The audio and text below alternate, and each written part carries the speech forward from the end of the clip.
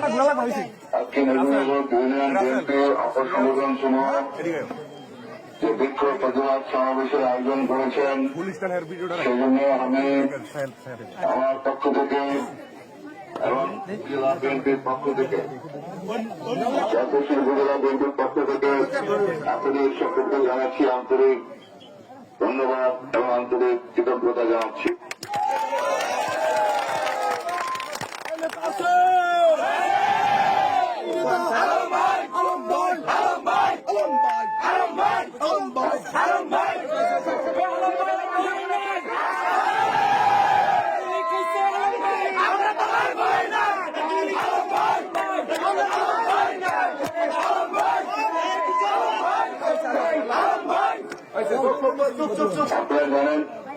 আপনারা জানেন যে দীর্ঘ 2008 সাল থেকে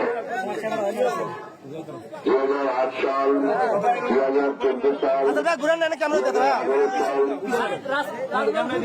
এবং 2024 সাল প্রত্যেকটা নির্বাচন কারচুপির মাধ্যমে ভোট ডাকাতির মাধ্যমে এই আওয়ামী লীগ নির্বাচিত হয়ে পৌর শাসন জারি করেছিল, বিএনপির উপরে জুলুম অত্যাচার নির্যাতন চালিয়েছিল।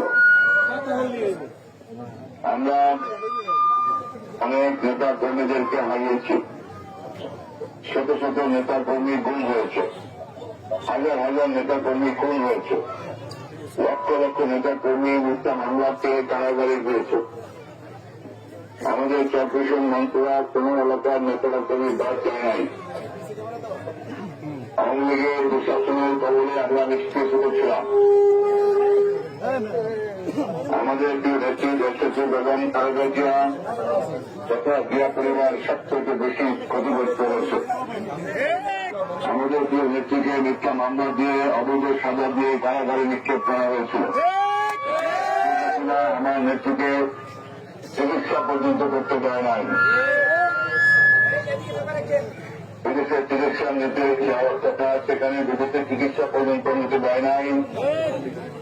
আমাদের বিভিন্ন ভাবে তারা নির্যাতন করেছে। পরিশেষে আমাদের নেত্রীর অনুপস্থিতিতে আমাদের দলকে ঐক্যবদ্ধ রাখার জন্য আমাদের সিনিয়র ভাইস চেয়ারম্যান হিসাবে এবং বর্তমানে ভারপ্রাপ্ত চেয়ারম্যান প্রেসিডেন্ট তারেক রহমান দায়িত্ব গ্রহণ করেন, আমাদের পার্টির হাল ধরেন। আমার নেত্রীর অ্যাবসেন্টে তার অনুপস্থিতিতে তারেক রহমান সাহেব